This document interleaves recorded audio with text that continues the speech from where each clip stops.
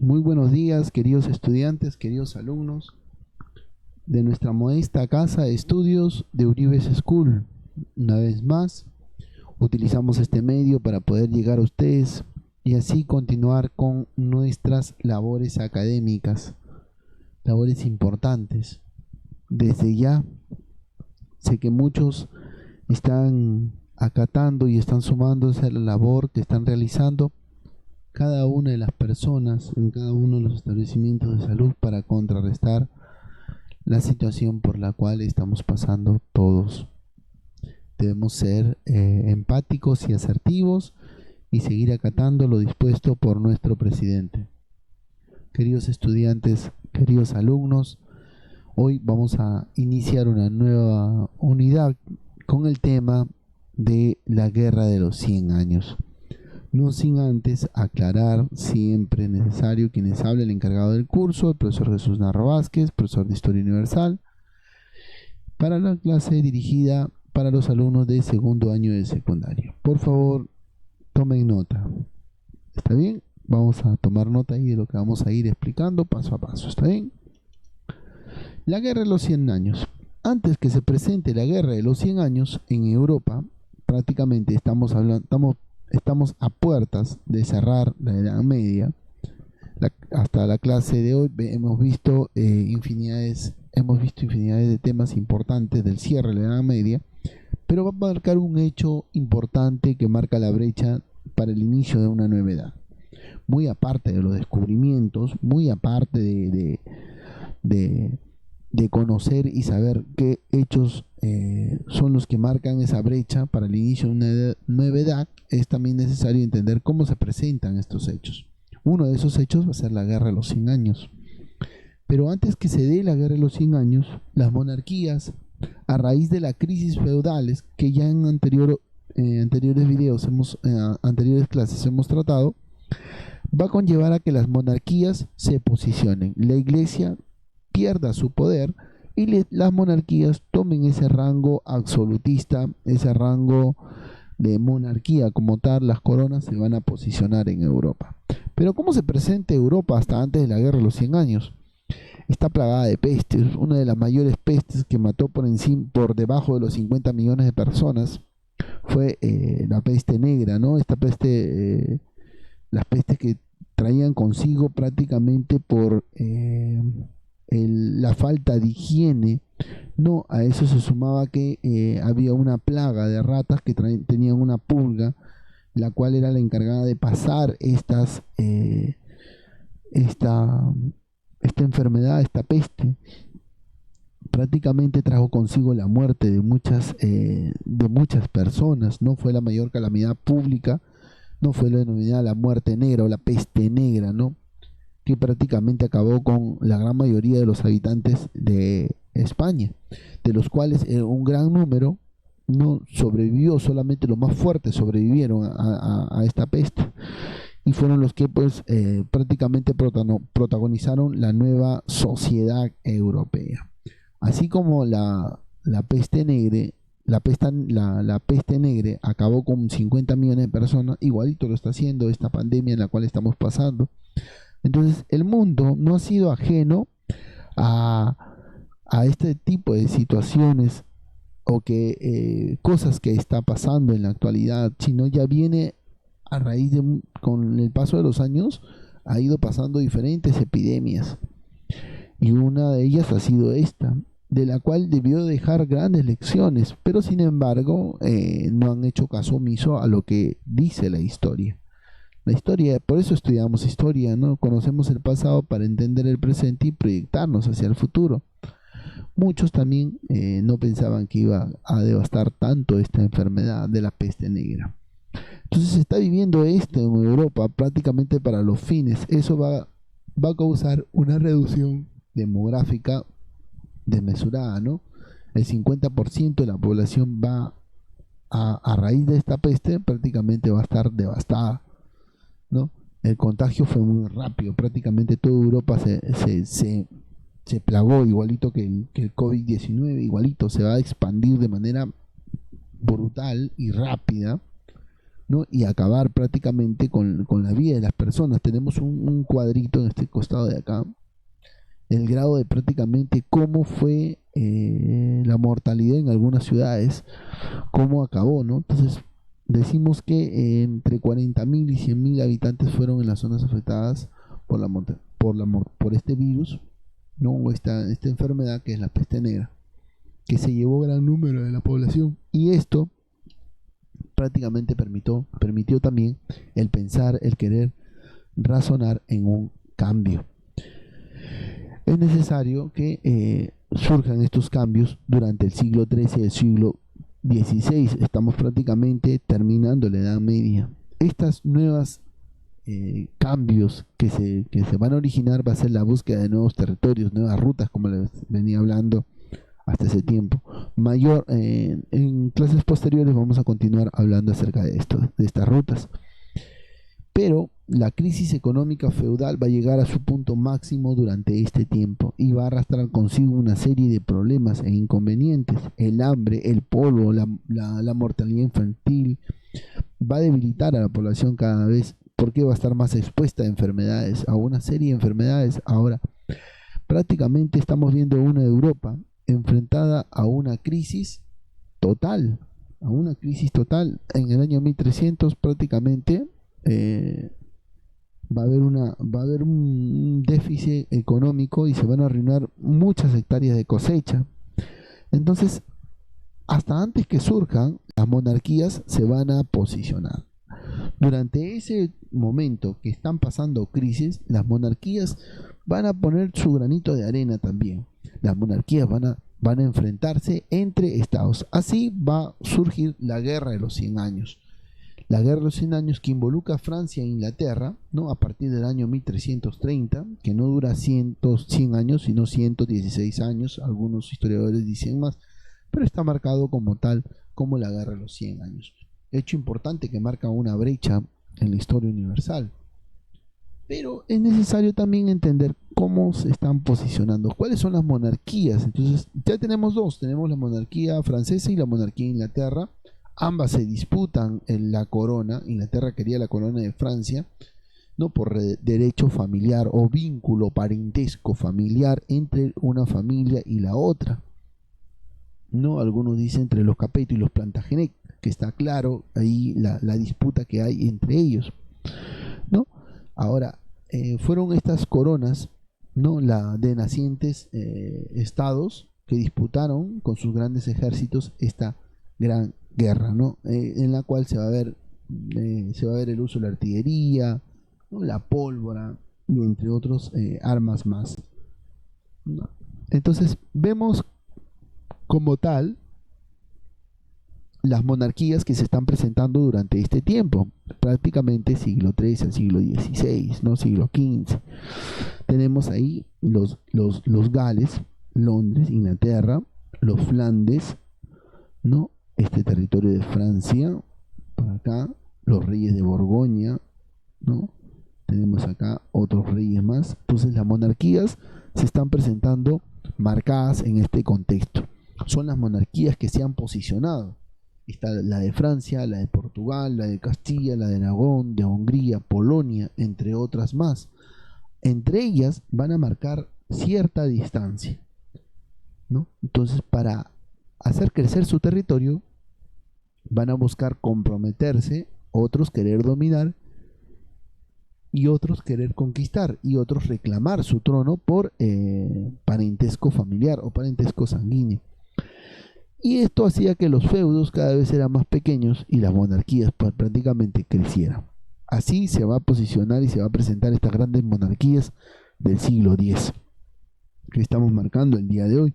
Monarquías que van a llevar a un conflicto. Dos monarquías se van a enfrentar en esta guerra de los 100 años. Un conflicto de colisión política territorial, prácticamente donde se van a ver involucrados otras naciones. Inglaterra y Francia. Prácticamente por el derecho a la corona de una y por el derecho a la corona de la otra. Esta guerra de los 100 años involucra a Inglaterra y Francia y es prácticamente la guerra ligada a una dinastía familiar. veremos si es cierto o no, pero una guerra que dura un periodo, no, tiene 53 años de guerra y 61 años de paz, que es lo que enmarca este proceso, ¿no? Las guerras no se dieron una tras otra, sino en un determinado tiempo. La guerra de los 100 años. Este enfrentamiento pone a las dos coronas tanto del pueblo francés e inglés entre los años 1339 y 1453. Los motivos: la sucesión al trono, los intereses de la nobleza feudal, y el punto de inicio va a ser en 1328, cuando muere Carlos IV, rey de Francia, último de los Capeto, sin dejar sucesor. Ese es el primer problema que pasa. El no haber dejado sucesor Carlos IV va a conllevar a que la corona se dispute entre Eduardo III, rey de Inglaterra, y Felipe IV de Valois. Reyes importantes. Felipe tenía todo el derecho y Eduardo decía que por descendencia él tenía la sucesión al trono. Veremos acá en el siguiente cuadro. Tenemos a Carlos o Charles IV, Carlos IV, prácticamente dentro de la corona francesa, ¿no? De los descendientes, ¿no? de Felipe IV, ¿no? De Lebel, ¿no? Padre de Charles IV, tenemos a estos dos también, como Charles IV y también Felipe V. Isabel también acá. Isabel contrae nupcias con Eduardo II. Del matrimonio de Eduardo II surge Eduardo III. Pero de Felipe III surgen dos hijos. Felipe IV, Lebel, que prácticamente es el que asume la regencia, y su otro hijo, Charles de Valois. De Charles de Valois, que muere en el año 1325, deja solamente un único heredero, a Felipe IV, su descendencia directa. Felipe VI. Y Felipe VI va a ser el que prácticamente tiene para reclamar el trono. Y también va a estar Charles Le Maois. Prácticamente se van a disputar la corona francesa, una corona muy deseada. Muchos no van a querer. ¿Cuál es el territorio? Prácticamente el reino de Francia, marcado con amarillo y rojo, este territorio de acá, y los dominios del rey de Inglaterra, ¿no? Inglaterra tenía sus dominios en este espacio, prácticamente. Entonces va a haber una serie de conflictos territoriales, ¿no? Y esto va a llevar consigo, muy aparte del árbol genealógico que se está presentando, la disputa entre Eduardo III y Felipe VI de Valois. Al ascender al trono francés en el año 1328, va a permitir prácticamente la preocupación y la indignación tanto de Eduardo III, porque también quiere proclamarse rey de Francia. Así ambos se coronan y se proclaman rey de Francia. Eduardo III y Felipe VI de Valois se proclaman. Uno en el año 1328 y otro tiempo después en el año 1337. Esta disputa entre ambos va a dar inicio a esta guerra, la guerra de los 100 años.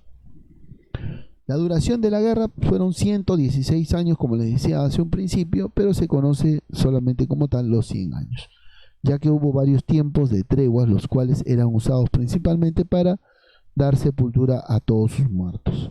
Solamente este tiempo de tregua era usado para enterrar a sus muertos. Estamos hablando de un periodo de 116 años entre los años 1337 y 1453. Las causas, como les decía hace un ratito, que Eduardo III reclama el trono, la vacante de Francia, al no ser pues cedida, él se corona por su parte rey de Francia, ya que su madre era hija del rey Felipe IV. También porque Inglaterra tenía posesiones en el territorio francés, y esto le parecía oportuno para defenderlas y controlar los otros prósperos pueblos, ¿no? Que eran comerciantes de lana. Entonces prácticamente vamos a entablar que la guerra se presenta a raíz de una ambición política, económica, territorial, ¿no? Que está bien marcado por parte de Inglaterra. Entonces, al tener territorios, al tener parentesco familiar,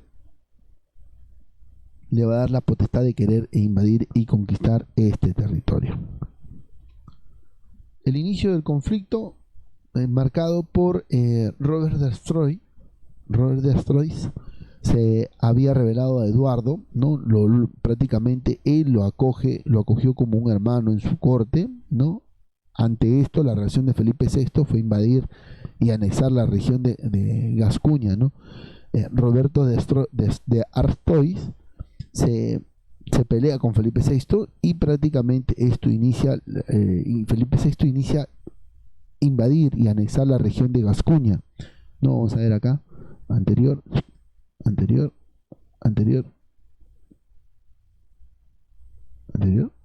sí, acá, Gascuña. Acá tenemos todo el territorio. Este territorio empieza a invadir. Este es el territorio por el cual empiezan a pelearse. ¿Sí? Muy bien, empieza a invadir y gana Gascuña, propiedad de Eduardo. Este respondió reclamando otra vez a su derecho de ocupar el trono de París. Se procede después a una invasión militar y eso está marcado, ¿no? Y esto prácticamente los ingleses invaden, los campesinos franceses, ¿no? Van a tener, como se dice,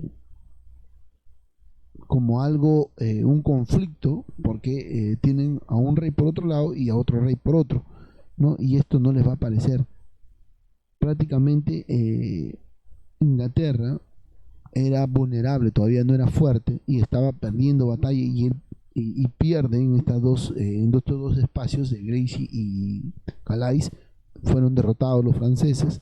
Eso va a permitir que los ingleses se vayan posicionando y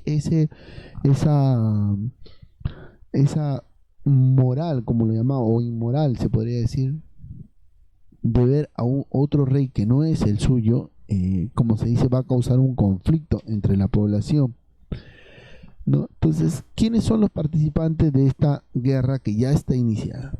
El Reino de Inglaterra y sus aliados, Borgoña, el Reino de Portugal, el Ducado de Bretaña y Normandía.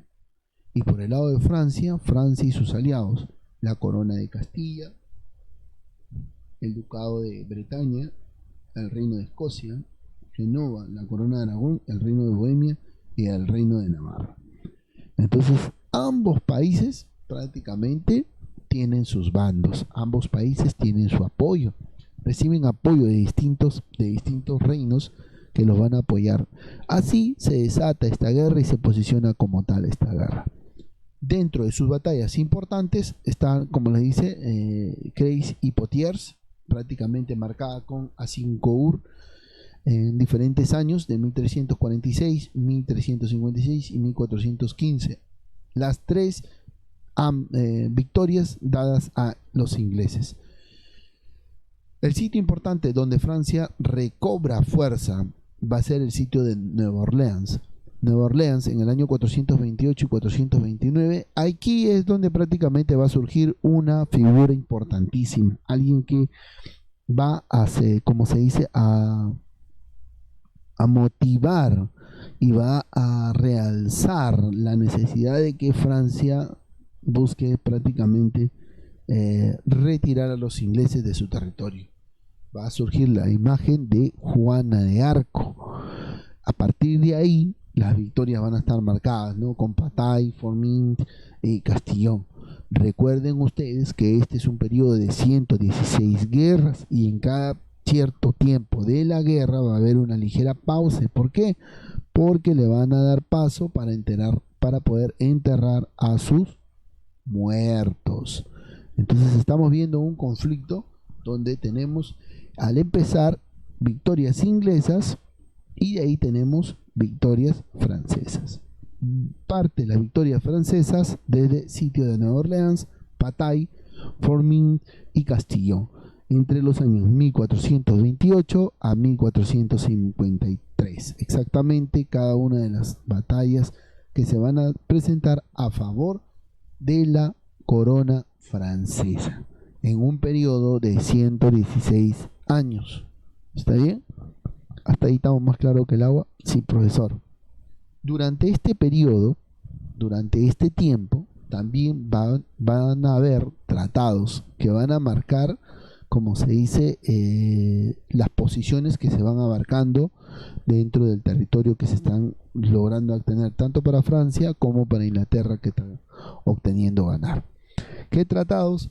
No, el primero, Bretigny, este primer tratado en el año 1360, donde prácticamente Francia, ¿qué hace? Al perder, cede.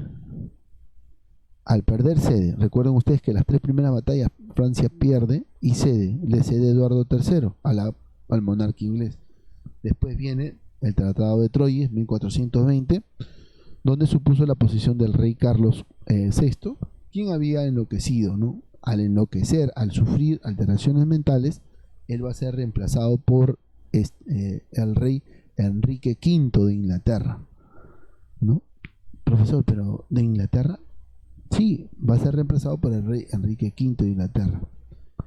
Ahora, este tratado prácticamente sin que se entere, se plasma, se pone de acuerdo hasta el Tratado de Paz, ¿no? de Picnic en 1475, que puso un punto final a la guerra de los 100 años, a cambio de que el rey de Inglaterra de ese entonces, Eduardo IV, ¿no? El rey de Inglaterra, ya no Eduardo III, sino Eduardo IV, regresar a Inglaterra con su ejército y renunciar a la alianza con el duque de Borgoña. Este recibiría 75.000 coronas de oro como pago, más otras 50.000 coronas al año como posesión. Imagínense, ¿no? Muy a pesar que Francia se posiciona, sucede una serie de acuerdos que prácticamente el beneficiado va a ser la corona inglesa, de un u otro modo, porque va a recibir 75 coronas de oro, 75.000 coronas de oro, y después una pensión anual de 50.000 coronas de oro. Bien posicionado como tal. ¿Qué reyes van a participar en esta contienda? Los reyes ingleses: Eduardo III, protagonista primerísimo; Ricardo II, Enrique IV, Enrique V, Enrique VI y Eduardo IV, sucesor de prácticamente el legado que va a originar Eduardo III. Por parte de Francia: Felipe IV, Juan II, Carlos V, Carlos VI, Carlos VII y Luis XI, o Luis XI, como se dice. Son los reyes que van a propiciar esta situación, reyes que van a ser testigos del desarrollo de esta guerra de los 100 años. Un punto importante que hay que tratar, vamos a retroceder acá, ¿no? Que entre estas batallas, miren, son 116 años. Durante estas batallas, las tres primeras que la ganan los ingleses y las otras 4 que la ganan los franceses, en ambos países va a haber una sucesión de reyes. Eso quiere decir que van a continuar la encargatura, ¿no? O sea, tú asumes la regencia, pero tienes que continuar la batalla. El que viene, tú asumes la regencia y tienes que continuar lo que nosotros ya hemos estado avanzando, lo que se ha estado logrando. Muy a pesar de eso, los ingleses fueron perseverantes. Recuerden ustedes que tienen las 3 primeras batallas perdidas, como se dice. Así, los reyes participantes van a ir posicionándose en este territorio como tal. ¿Cómo va a presentarse el cuadro final de esta guerra de los 100 años? Se va a presentar, uno, con la derrota a los ingleses, derrota contundente en el año 1453, que también es el año de la toma de Constantinopla, importante. Prácticamente Constantinopla está cayendo a manos de los turcos con Mehmed II o Mohamed II. Mohamed, prácticamente Constantinopla cae, y esto está marcando el fin de la Edad Media, y eso va a ser, como se dice, el punto final. Eso quiere decir que muchos hechos importantes se están dando en este periodo, ¿no? En este periodo de la Edad Media. La guerra de los 100 años, la caída de Constantinopla, se firma el Tratado de Picnic y el pueblo de Calais pasa a ser de Francia hasta 1558. que después más adelante vamos a ver eso. Pero un punto importante es que quiero que ustedes entiendan, ¿no?, cómo estudiamos nosotros. Estudiamos cada punto de manera detallada. Hace un tiempo atrás estudiábamos el Imperio Bizantino y la caída de Constantinopla. Recuerden ustedes, año 1453. Un hecho importante es que esta guerra también termina casi a la par con esta caída de este gran, como se dice, imperio, el Imperio Bizantino, a manos de turcos. Entonces estamos viviendo en Europa una serie de eventos que prácticamente están cambiando a la sociedad. No solamente eventos de guerra, sino también peste, crisis económicas, ¿no? Una situación de higiene deplorable que prácticamente conlleva a que estas sociedades estén expuestas a una serie de enfermedades, ¿no? Y así, pero se está presentando este cuadro como tal dentro de lo que se marca el fin de la Edad Media y todos estos acontecimientos que se están pasando. Hechos importantes que estábamos hablando nosotros: tenemos en Inglaterra apareció la peste negra, ¿no? La mala gestión del rey Ricardo II, ¿no?, causó dificultades económicas, tuvieron revueltas campesinas a cargo de Watt. Finalmente el intento de independencia de Irlanda. En Francia también apareció la peste negra, existió hambruna. A causa de esta guerra prácticamente hubo muchos enfrentamientos civiles, ¿no?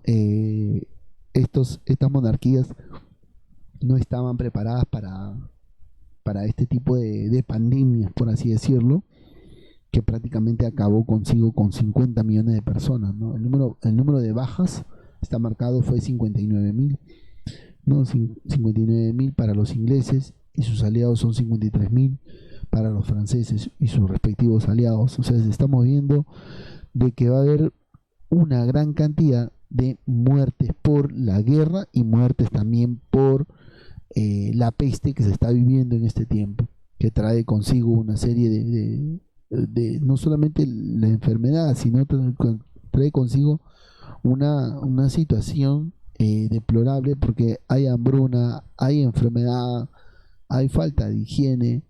Estamos viendo una Europa, como se dice, en su estado prácticamente degenerativo, que a pesar de esa situación se está enmarcando guerras, la búsqueda de querer tener dominio sobre otros territorios, la búsqueda de querer posicionarse. Así vamos a tener el surgimiento de la imagen, vamos acá anterior, la imagen de Juana de Arco, la pieza clave de la victoria de Francia. Ella después es capturada, ¿no?, y castigada, mandada a la hoguera, ¿no? Es castigada y mandada a la hoguera para que cumpla su sanción, ¿no? Fue acusada por herejía. Y así a ella pues la acusa, ¿no?, su creencia divina, su creencia, como se dice, la condenó también, pero fue pieza fundamental para que Francia obtenga las victorias y obtenga pues la posición que tiene o que tuvo en aquel entonces durante esta guerra de los 100 años.